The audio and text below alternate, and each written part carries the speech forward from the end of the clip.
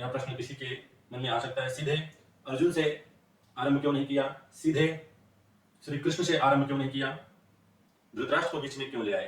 प्रथम अध्याय का आरंभ धृतराष्ट्र के प्रश्न से होता है। धृतराष्ट्र संजय से कहता है कि हे संजय,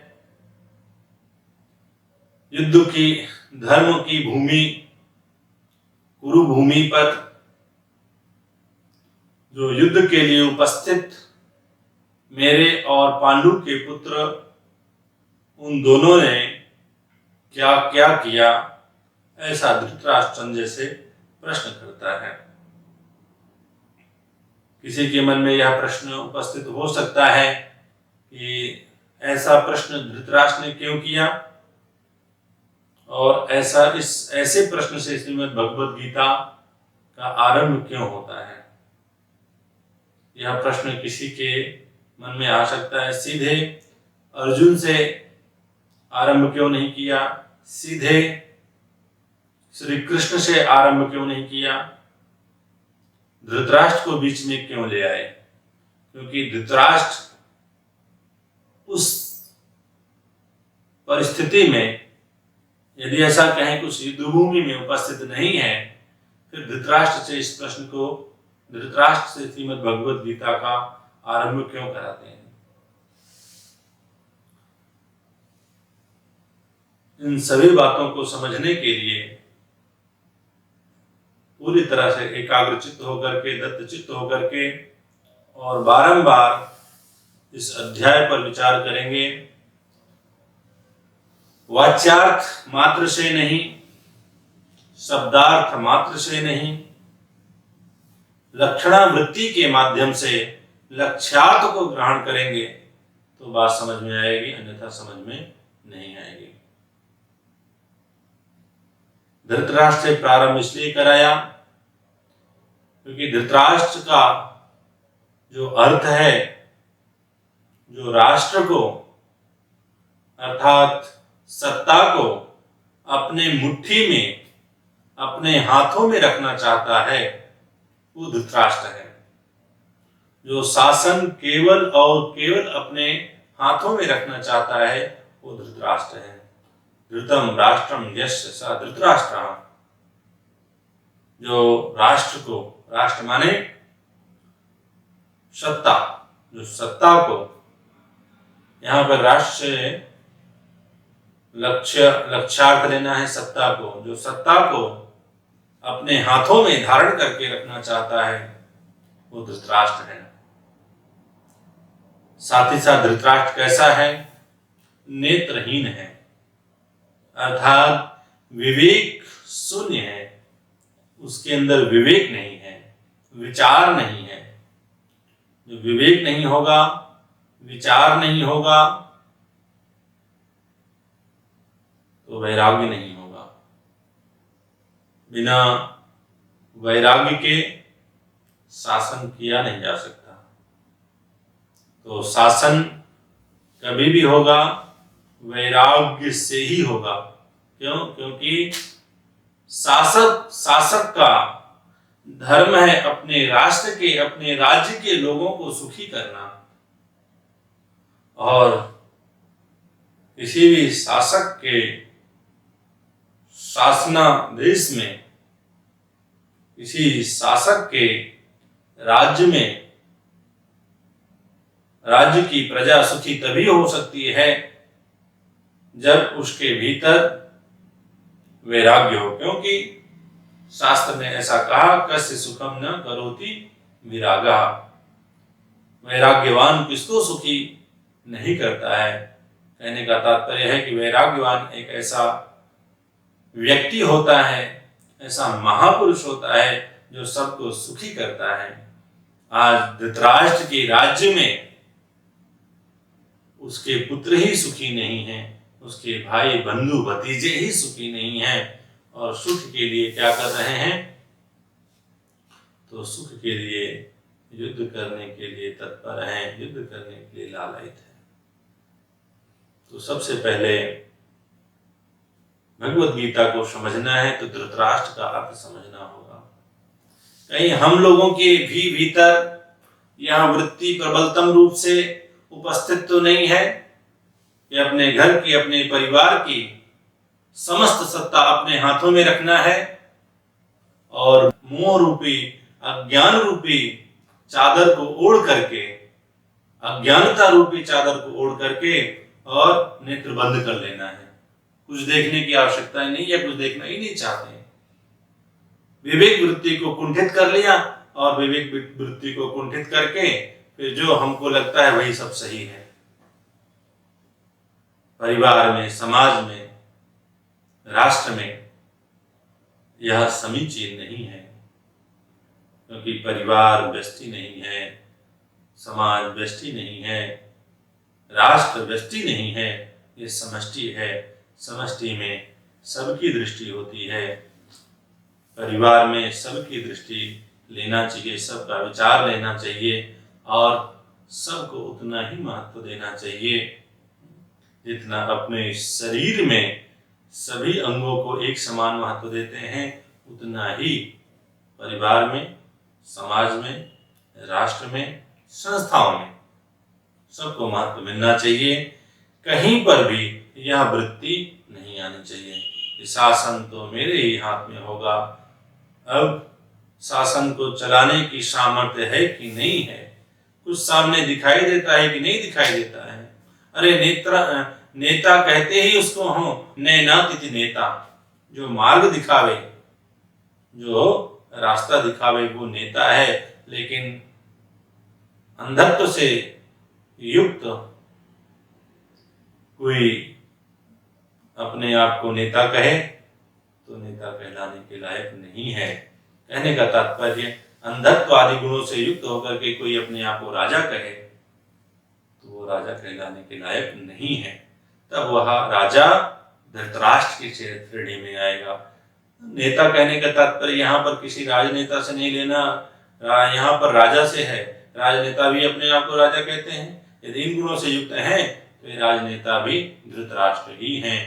नेत्र होते हुए भी अंधत्व को प्राप्त है। तो इस पृष्ठभूमि से जो है यह श्रीमद् भगवद गीता प्रारंभ होती है। अब ऐसी पृष्ठभूमि पर ऐसा कहें कि ऐसी परिस्थिति में युद्ध की उपस्थिति नहीं होगी, युद्ध की विभीषिका नहीं होगी तो क्या होगा? यह बात हम सभी को पूरी तरह से समझ लेने की आवश्यकता है, क्योंकि हम सभी राजा बनना चाहते हैं, हम सभी शासन करना चाहते हैं, हम सभी चाहते हैं कि हमारे भीतर शासकत्व हो, हमारी भी बात लोग माने, हमसे भी लोग प्रेम करें, हमारे कहे हुए शब्दों के अनुसार सब चलें। ऐसी हमारी इच्छा होती है। तो यह देखना चाहिए कहीं अपनी विवेक दृष्टि सोई तो नहीं है, कहीं अपनी विवेक दृष्टि खोई तो नहीं है, कहीं धृतराष्ट्र की तरह हम शासन, हम सत्ता को अपनी मुट्ठी में रख करके चलाना तो नहीं चाहते हैं। और धृतराष्ट्र किसका प्रतीक है? मोह का प्रतीक है। उसको अपने पुत्र से बहुत मोह है।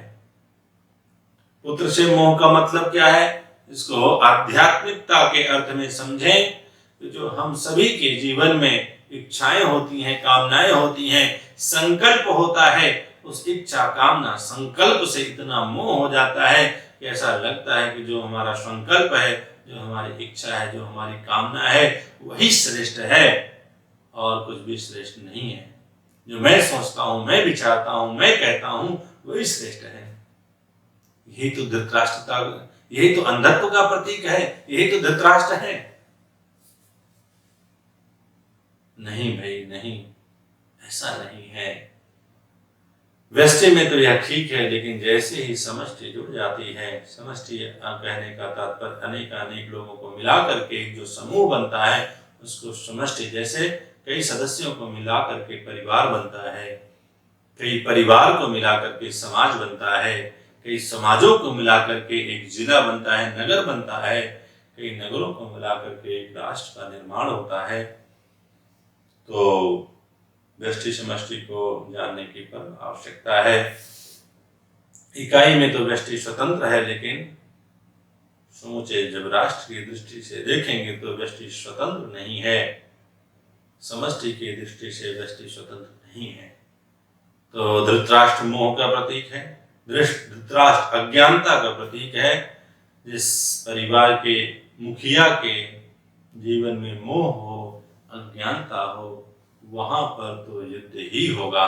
इसलिए यदि कोई चाहता है कि हमारे जीवन में, हमारे परिवार में युद्ध की उपस्थिति ना हो, युद्ध की परिस्थिति ना बने, तो उसके लिए हम सभी को अपने जीवन में यह प्रयास करना चाहिए कि अपना जीवन नासमझ से परिपूर्ण ना हो, अज्ञानता से परिपूर्ण ना हो, अपने जीवन में भेद बुद्धि उत्पन्न ना हो, क्योंकि नासमझी, अज्ञानता, मोह यही हमारे जीवन में अंतर्द्वंद्व, बहिर्द्वंद्व के कारण हो जाते हैं। ये हम सभी के जीवन में अनेक प्रकार से युद्ध की पृष्ठभूमि के परिचायक हो जाते हैं। तो विचार करें कि हम सभी के जीवन में ऐसी स्थिति है कि नहीं है, द्वंद्वात्मक स्थिति बनी हुई है कि नहीं है। यदि कोई द्वंद्वात्मक स्थिति से निकलना चाहता है, इस वृत्ति से बाहर आना चाहता है, तो उसको भगवत गीता का आश्रय, आलम्बन अवश्य लेना चाहिए। एक बात और विशिष्ट समझने की है, ऐसा जो व्यक्ति है उसको शास्त्रीय परिभाषा में, शास्त्रीय शब्दों में उसको आसुरी संपदा या आसुरी पक्ष के पक्षधर कहे जाते हैं। इससे इतर कोई सोचने वाला, विचारने वाला, समझने वाला साधक है तो उसको दैवी संपदा से संपन्न व्यक्ति कहा जाता है। आसुरी वृत्ति से जो युक्त व्यक्ति है उसमें अज्ञानता होगी, उसमें अहंकार होगा, उसमें तरह तरह के आडंबर होंगे, उसमें तरह तरह के राग, द्वेष, अभिनिवेश, इस तरह की अनेक वृत्तियां होंगी। और आसुरी वृत्ति से व्यक्ति संपन्न है कि संपन्न नहीं है, कैसे समझे?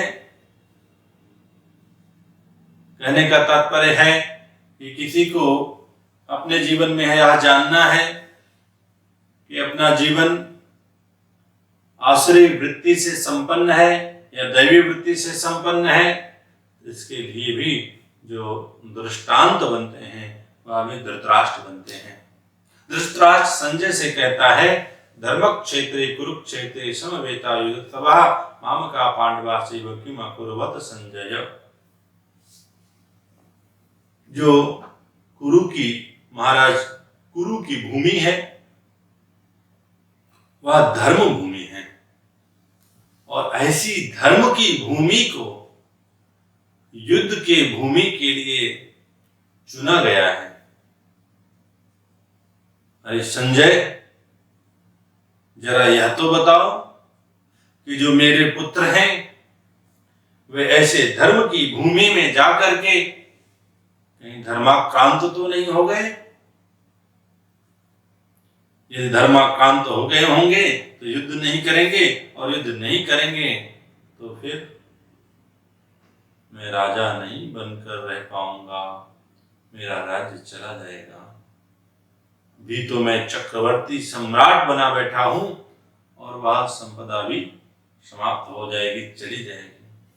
तो जो आसुरी वृत्ति से युक्त मनुष्य है, जो आसुरी वृत्ति से युक्त व्यक्ति है, वह धर्म से भी भयभीत रहता है, वह सत्कर्म से भयभीत रहता है। कहीं सत्कर्म, कहीं धर्म हमारा जीवन बिगाड़ न दे, हमारे जीवन में दुख उत्पन्न ना कर दे। जबकि सिद्धांत यह है, सत्कर्म का परिणाम सुख होता है, धर्म का परिणाम सुख होता है, क्योंकि शास्त्र ने कहा धना धर्मः ततः सुखम। कोई भी मनुष्य सुख लेना चाहे तो सीधे धन से सुख ले नहीं सकता, सीधे वस्तु से सुख ले नहीं सकता। परिपूर्ण सुख तो वह धर्म करके ही ले सकता है, धर्म के मार्ग पर चल करके ही ले सकता है, क्योंकि शास्त्र का यह वचन है, वेद कहें नहीं दंत कथा। जो शास्त्र है वो कभी भी दंत कथाएं, मौखिक कथाएं नहीं कहते हैं। उनके पीछे विचार तथ्य का होता है, उनके पीछे विचार सत्य का होता है। शास्त्र कहते हैं कि धना धर्म तथा सुखम, धन से धर्म करो, सत्कर्म करो, तभी सुख की प्राप्ति होगी। लेकिन आसुरी वृत्ति से संपन्न जो मनुष्य है, जो साधक है, वो उसके भीतर यह विचार आता है, धर्म करने से सुख थोड़ी होता है। धर्म तो ढोंगियों के बनाए हुए आडंबर पाखंड है। धर्म तो ढोंगियों का, आलसियों का, तरह तरह के आडंबरधारियों का बनाया हुआ एक स्वांग मात्र है और कुछ नहीं है। उनको धन संग्रह करने का एक स्वांग मात्र है। इस तरह के विचार जो आसुरी वृत्ति से संपन्न व्यक्ति है, ऐसा अपने जीवन में लाता है। इसी तरह से धृतराष्ट्र कहता है कि धर्म की भूमि पर जाकर के कहीं पर हमारे पुत्रों के भीतर धर्म की जो है महत्ता तो नहीं, धर्मातिरेक तो नहीं हो गया, उनका मन बदल गया हो और वो युद्ध के लिए जो है युद्ध से पलायित होने की सोचे। अरे भाई, उसको इतना तो विचार करना चाहिए था कि अपने पुत्रों को हमने हमेशा पाठ क्या पढ़ाया है। भेद बुद्धि उसके भीतर है, तो उसका जो कार्य होगा उसमें भी तो भेद बुद्धि होगा। हाँ, यह बात आसुरी व्यक्ति के भीतर नहीं, अपितु जो दैवी संपदा से युक्त व्यक्ति उसके जीवन में जरूर आती है। जैसे अर्जुन के भीतर आ गई, जब धर्म भूमि पर पहुंचा, युद्ध करने के लिए पहुंचा था, राज्य को जीतने के लिए पहुंचा था, वहां पर पहुंचा तो उसके भीतर धर्म वृत्ति आ गई, धर्माकांत हो गया, धर्म से ओतप्रोत हो गया और कहा हमको राज्य नहीं चाहिए। क्योंकि युद्ध रूपी जो कर्म है यह अनेकानेक लोगों को मारने के लिए उपस्थित होगा। अनेकों लोग इसमें मारे जाएंगे जिनका कोई सीधा संबंध नहीं होगा हमारे अपने संकल्प से, अपनी कामना से, अपनी इच्छा से। हमको तो युद्ध से उपरत हो जाना है। क्यों? क्योंकि हम कहीं अधर्म करने तो नहीं जा रहे, ऐसा वो विचार करता है। लेकिन कौरवों के पक्ष के, धृतराष्ट्र के पक्ष का जो पक्षधर है दुर्योधन, वो ऐसा विचार ही नहीं करता है। तो ये अपने जीवन से भी जोड़ करके देखना चाहिए कि हमारे जीवन में जब कहीं पे ऐसे धर्म भूमि होती है, धर्म का अवसर आता है, तो वृत्ति क्या चलती है? धर्म से भागने की या धर्म से ओतप्रोत हो जाने की, धर्म में और अपनी अभिरुचि दिखाने की कौन सी वृत्ति आती है, यह देखना है। उसके अनुसार ही निर्धारित हम कर सकते हैं, उसके अनुसार ही हम जान सकते हैं कि हम आसुरी वृत्ति से संपन्न हैं या दैवी वृत्ति से संपन्न हैं। आगे इस अध्याय पर विचार किया जाएगा कि दो तरह की वृत्तियों के लोग हैं, एक दैवी वृत्ति, एक आसुरी वृत्ति। दैवी और आसुरी वृत्तियां ये कहां पर हैं, तो विचार करने पर पता लगता है अधिभूत में भी है, अधिदैव में भी है और अध्यात्म में भी है।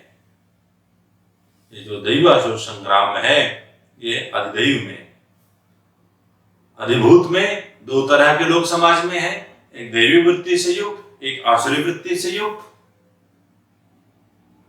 दैवी वृत्ति से युक्त कौन है? अभयम सत्व संशुद्धि ज्ञान योग व्यवस्थिति दानम दमश्च यज्ञ स्वाध्यायस्तप आर्जवम अहिंसा सत्यम अक्रोध त्याग शांति अपैशुनम दया भूतेषु अलोलुत्वम आर्दम हीर अचापलम। ये सब वृत्तियां दैवी वृत्तियां हैं। और आसुरी वृत्तियां आढ्यो भी धनवानोस्मि कोन्योस्ति सदसो मया ईश्वरो अहम भोगी सिद्धो हम बलवान सुखी। इस तरह की वृत्ति यदि आती है किसी के भीतर तो वह आसुर वृत्ति से युक्त है। तो इस तरह से विचार करके देखेंगे तो समाज में एक तरफ देवी वृत्ति के, एक तरफ आसुर वृत्ति के लोग हैं और दोनों के भीतर द्वंद्व चलता ही रहता है। परिवार में दो तरह की वृत्तियों के लोग हों तो आपस में द्वंद्व चलता रहता है। तो प्रयास करना चाहिए घर के मुखिया को कि दोनों तरह की वृत्तियों को संतुलित किया जाए और एक समावस्था में लाया जाए, जो कि धृतराष्ट्र राजा होकर के नहीं कर पाया और वह एक वृत्ति का पक्षधर रहा, जिसके कारण इतना भीषण युद्ध हुआ। और देखो, ये तो अधिभूत में हो गया। अध्यात्म में देखना तो अपने ही भीतर कभी सकारात्मक विचार आते हैं, कभी नकारात्मक विचार आते हैं। कभी धर्म करने का मन करता है, कभी अधर्म की तरफ हम प्रेरित हो जाते हैं। कभी साधना का मन करता है साधना करने का, कभी साधना से उपरांता की तरफ हम बढ़ जाते हैं। कभी प्रेम करने का मन करता है, कभी हम द्वेष करने लग जाते हैं। कभी सबकी सेवा करने का मन करता है तो कभी मन करता है सब हमारी सेवा करें। तो जब सेवा का मन हो तो यह दैवी वृत्ति है और जब सेवा कराने का मन हो तो यह आसुरी वृत्ति है। इन वृत्तियों से भी हम सबको बहुत कुछ सीखने की आवश्यकता है और इन वृत्तियों के कारण ही हम सभी के जीवन में तरह तरह से युद्ध की स्थिति उत्पन्न होती रहती है। यदि किसी के जीवन में ऐसी पृष्ठभूमि है तो समझ लेना है कि हम गीता के अधिकारी हैं, हम गीता को समझें, जिससे हम सभी के जीवन में इस तरह के भाव विचार दूर हों और हमारा जीवन सुखी बन सके।